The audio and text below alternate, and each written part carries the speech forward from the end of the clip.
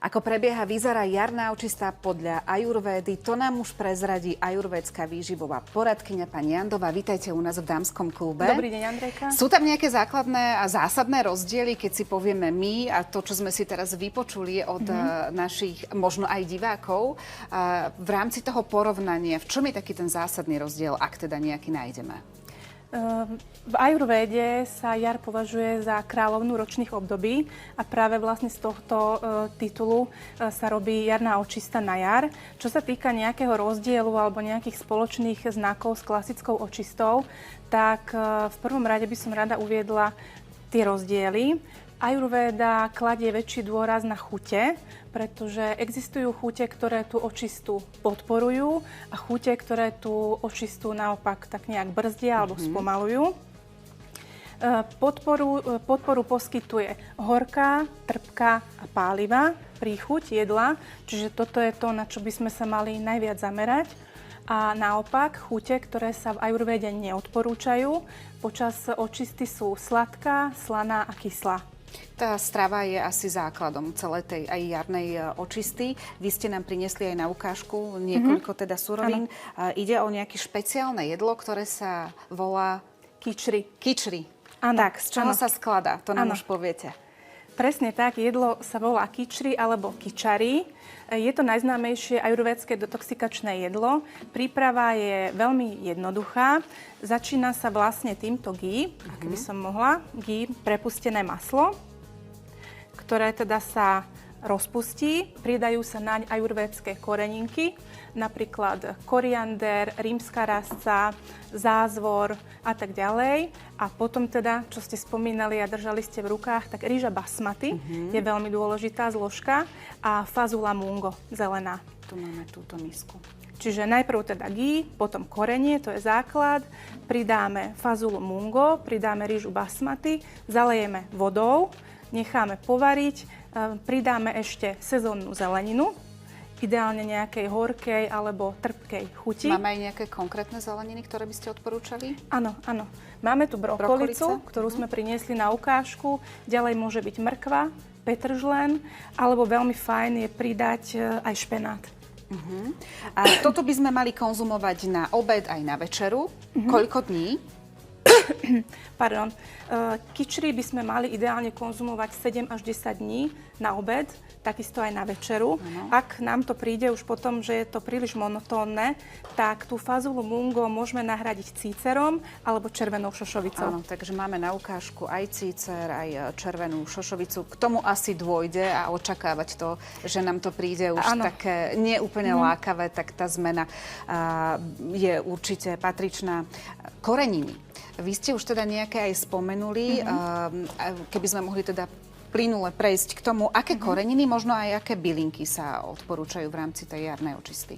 V rámci jarnej očisty určite zázvor, ideálne čerstvý, potom veľmi vhodný je koriander, čierne korenie, škorica je perfektná, ďalej čili, pretože má teda ostrú, pálivú chuť, klinčeky a badian napríklad. To sú korenia, ktoré sú veľmi vďačné a vhodné počas očisty. Ovocie je povolené akékoľvek? Ovocie je povolené, áno, vraciam sa ale opäť k tým chutiam. Horké a trpké ovocie. Typickými zástupcami sú jablčka, hrušky, čučoriedky alebo greb.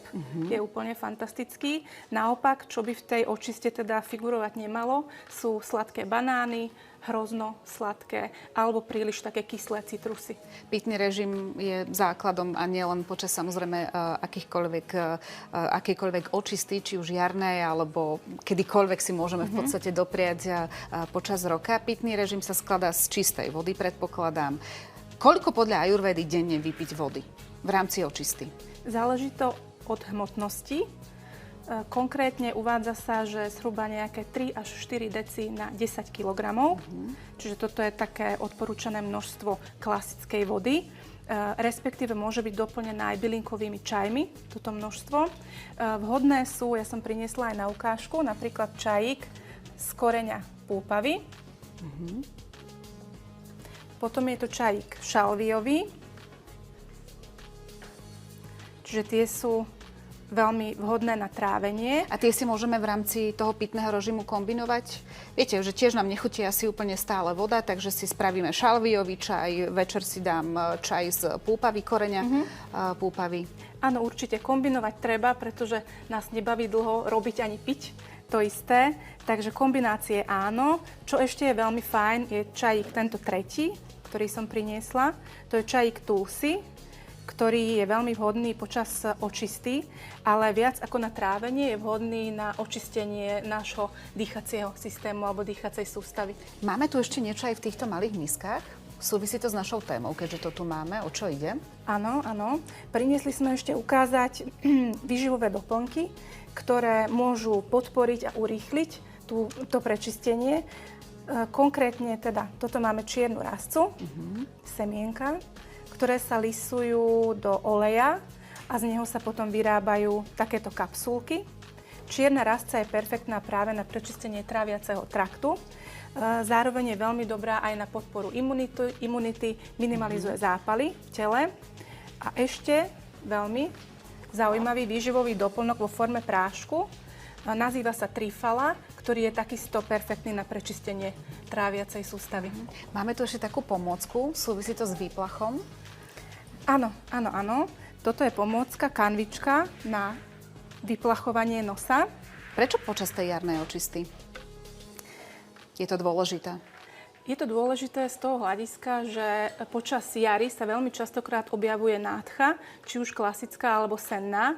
A práve táto očista tých nosových slizníc tou kanvičkou pomáha tomu, aby sme lepšie dýchali, aby sa nám ten dýchací systém prečistil. A na záver ešte spomeňme, prečo ste priniesli rukavice, ako súvisia s touto témou?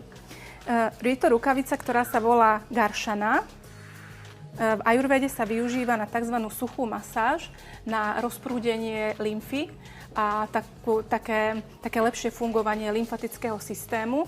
Mali by sme ju robiť každé ráno, predtým ako vôjdeme do sprchy. Jednak teda ten lymfatický systém sa krásne prečistí, prekrví sa nám pokožka a budeme lepšie fungovať. Čiže tá jarná očista na záver, koľko dní plus minus, ako to cítime, alebo dodržiavať a držať sa nejakých čísiel? Ideálne je minimálne 2 týždne až mesiac. Ešte ak máme chvíľku času, tak by som možno spomenula terapiu horúcou vodou. Je vlastne veľmi dobrá v tom, že prečistí naše telo, konkrétne črevá. Tá horúca voda funguje ako taká škrabka na nestrávené zvyšky v našich črevách a zhruba 1,5 litra tej horúcej vody denne by sme mali vypiť, odstrániť tie metabolické zvyšky spolu so stolicou. Veľmi pekne.